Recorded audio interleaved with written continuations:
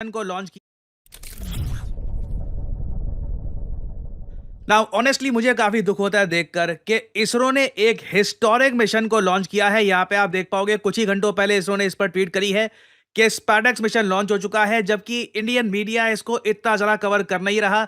आप अगर foreign media देखोगे तो वहां पे तो ओपनली कहा जा रहा है India has launched a new mission that it calls a vital stepping stone in its bid to become a space superpower. बिल्कुल। स्पैडेक्स को आप अगर देखें ना, ये मिशन भारत को एक स्पेस सुपर पावर बनने की राह पे ले जाएगा। ऑलरेडी आप कह सकते हैं स्पेस की फील्ड में इंडिया एक डोमिनेंट प्लेयर है, but India will soon become a space super power with SpaDeX mission. और यहाँ पे आप देख पाओगे ये PSLV C-60 रॉकेट ने लॉन्च कर दिया है स्पैडेक्स मिशन। अब यहाँ पे अगला आपका सवाल ये आएगा कि ये मिशन किस बारे में है और आने वाले 10 दिन, जी हां, अभी ये मिशन कंप्लीट नहीं हुआ है, 10 दिन आने वाले बहुत ही इंटरेस्टिंग होंगे। और उसके बाद पता लगेगा कि क्या भारत इंटरनेशनल डॉकिंग स्टैंडर्ड्स के हिसाब से एक खुद का स्पेस स्टेशन बना पाएगा, नहीं बना पाएगा। तो this is a very interesting development. सबसे पहले जानते हैं, ब्रीफ में आपको बताऊंगा कि स्पैडेक्स मिशन है क्या, और फिर हम जानेंगे कि आने वाले 10 दिन ये इंटरेस्टिंग क्यों होने वाले हैं। अब यहाँ पे आपके माइंड में सवाल आएगा कि ये मिशन इतना खास है क्यों और इसकी कॉस्ट क्या है। देखो, टोटल कॉस्ट इस मिशन की आप कह सकते हैं ये आराम से 330 करोड़ या 340 करोड़ के आसपास है। और अगर आप यहां पर ये पूछ रहे हैं, पहले तो मैंने कहा था प्रीवियस वीडियो में कि इसकी कॉस्ट 130 करोड़ के आसपास होगी। वेल, मैंने उस वक्त लॉन्च की कॉस्ट को काउंट नहीं किया था, तो अगर हम लॉन्च की कॉस्ट को भी अगर हम ऐड कर दे तो टोटल कॉस्ट यहां पर 330 करोड़ की बैठती है। और इसमें हुआ क्या है कि इसरो ने 2 सैटेलाइट्स को अंतरिक्ष में लॉन्च कर दिया है। वैसे बहुत सारी और भी सैटेलाइट्स लॉन्च करी गई है, वो वेरियस और साइंटिफिक पर्पसेस के लिए है। अभी हमारा फोकस रहेगा स्पैडेक्स मिशन पर, ठीक है। तो धरती के सरफेस से 470 किलोमीटर ऊपर 2 सैटेलाइट्स इसरो ने लॉन्च कर दी है। दोनों का वजन 200-200 केजी है, कंबाइंड वेट 400 केजी हो गया। और अब अंतरिक्ष में देखिए इसरो परफॉर्म करके दिखाएगा डॉकिंग मिशन। अब यहाँ पे आप कहोगे अच्छा ठीक है, अंतरिक्ष में ये दोनों सैटेलाइट्स ये मर्ज हो जाएंगी ना। ये जो सैटेलाइट है इसका नाम है टारगेट, क्योंकि ये काफी हद तक अपनी जगह पर रहेगी, this will not move a lot. और ये जो सैटेलाइट है इसका नाम है चेसर, ये मूव करेगी इस सैटेलाइट की तरफ और दोनों डॉकिंग करके दिखाएंगे अंतरिक्ष में। अब यहाँ पे आप कहोगे अच्छा दोनों एक दूसरे की तरफ मूव क्यों नहीं कर रहे। ये जो 10-11 दिन का भी हमको वेट करना पड़ेगा। दोनों जो सैटेलाइट है ये अंतरिक्ष में तो चली गई हैं, अभी इनको 10-11 दिन लगेंगे। दोनों सैटेलाइट्स धीरे धीरे डिस्टेंस जो है कवर करेंगी और फिर इंडिया डॉकिंग करके दिखाएगा अंतरिक्ष में।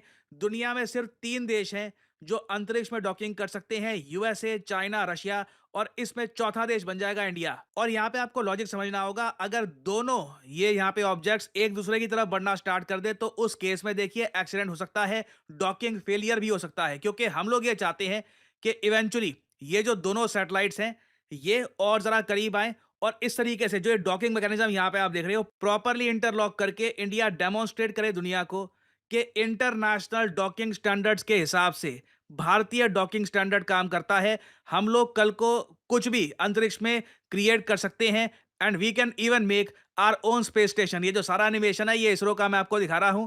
इसरो ने यहां पर यह कहा है कि जिस तरीके से डॉकिंग हम डेमोन्स्ट्रेट करेंगे ना स्पैडेक्स मिशन में, इसी तरीके से डॉकिंग कर करके कल को हम खुद का एक भारतीय स्पेस स्टेशन अंतरिक्ष में बना पाएंगे। क्योंकि ये जो स्पेस स्टेशन का मॉडल आप देखोगे ना, ये सारा स्पेस स्टेशन इकट्ठा तो हम लॉन्च कर नहीं पाएंगे, दिस विल बी ह्यूमंगस।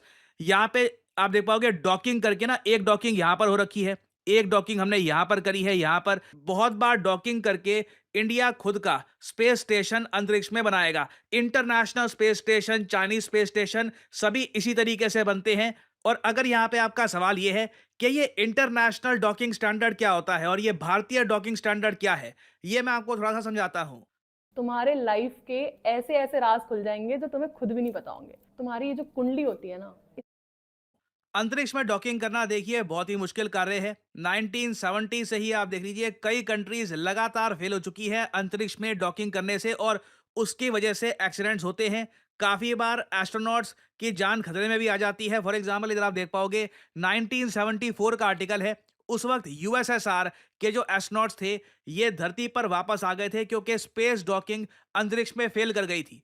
कई बार रशिया की स्पेस डॉकिंग फेल कर चुकी है, इवन यूएस की डॉकिंग फेल कर चुकी है। दिस इज नॉर्मल, क्योंकि आप अंतरिक्ष में जब आप दो बड़ी ऑब्जेक्ट्स को कनेक्ट करने की कोशिश करते हैं, छोटा सा माइन्यूट एरर भी इट कैन प्रूव डिजास्ट्रस। जो भी मैंने आपको एनिमेशन में दिखाया ना डॉकिंग, ये एक बहुत ज़्यादा कठिन कार्य होता है। एक बार को आँखों को लगता है कि हाँ, बहुत ही नेचुरल होगा, ये डॉक करना काफ़ी ईज़ी होगा, मगर कई बार ह्यूमन बीइंग्स इसमें फ़ेल कर चुके हैं।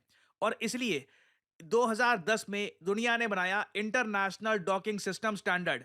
इसके अंडर देखिए, दुनिया भर में कोई भी देश अगर डॉकिंग मैकेनिज्म खुद का बनाता है, तो सर्टेन मेजरमेंट, सर्टेन तरीके से एक डायमीटर लेकर उसको अपना डॉकिंग बनाना होता है, ताकि कल को अगर कहीं भी किसी को डॉक करना हो, अगर मान लो इंडियन किसी सैटेलाइट को डॉक करना हो इंटरनेशनल स्पेस स्टेशन में या फिर किसी और कंट्री के स्पेस स्टेशन में, तो वहां पर प्रॉब्लम ना आए। बेसिकली साइज में यूनिफॉर्मिटी इससे आ जाती है। और एक इंटरेस्टिंग बात मैं आपको ये बता रहा हूं, भारत ने इंटरनेशनल डॉकिंग सिस्टम के अंडर कोशिश करी कि डॉकिंग टेक्नोलॉजी हम इंपोर्ट कर ले बाहर से, मगर उसमें हमको इतनी हेल्प मिली नहीं। कंट्रीज अपनी डॉकिंग टेक्नोलॉजी एक्सपोर्ट करना चाहती नहीं है, क्योंकि जैसे मैंने आपको बताया, दुनिया के सिर्फ 3 देश हैं जिनके पास ये टेक्नोलॉजी है खुद की। तो इंडिया ने खुद का भारतीय डॉकिंग सिस्टम बनाया, जो बिल्कुल इंटरनेशनल डॉकिंग स्टैंडर्ड पर बेस्ड है। तो इसका मतलब ये है, इससे हमको मिलती है फ्लेक्सिबिलिटी। कल को अगर हम किसी और कंट्री के साथ कोऑपरेट करना चाहें, या फिर कोई, मान लीजिए कोई बड़ा प्लान बनता है जिससे हम मर्ज भी करना चाहें स्पेस में सैटेलाइट्स या फिर कोई और बड़ी ऑब्जेक्ट, तो ये भी हम कर पाएंगे। तो अब यहाँ पे आप समझ पा रहे होंगे कि क्यों इसरो स्पैडेक्स मिशन को ऐतिहासिक कह रहा है। और ये अनफॉर्चुनेट बात है कि हमारे देश भारत में ना इस मिशन के बारे में इतना एंथुजियाज्म है नहीं, क्योंकि जो टेक्नोलॉजी हम डेमोन्स्ट्रेट करने वाले हैं, इसको डेवलप करने में बहुत समय लगा था और आज भी कई कंट्रीज इसको परफेक्ट नहीं कर पा रहे।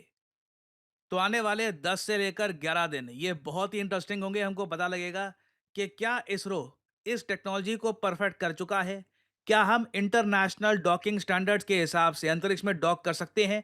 और इसकी जो वीडियो है, ये मैं आपको बता दूं, पूरी दुनिया में तहलका मचाएगी। तो मैं आप सबको कहूंगा, देखिए, जिज्ञासा रखिए इसरो क्या कर रहा है, सपोर्ट इसरो, एंड होप कि आने वाले 10-11 दिन में हमको एक और अच्छी न्यूज़ सुनने को मिले। कुछ अपडेट्स आती हैं तो इससे रिलेटेड मैं आपको अपडेट्स देता रहूंगा। अब थोड़ा सा मैं यहाँ पे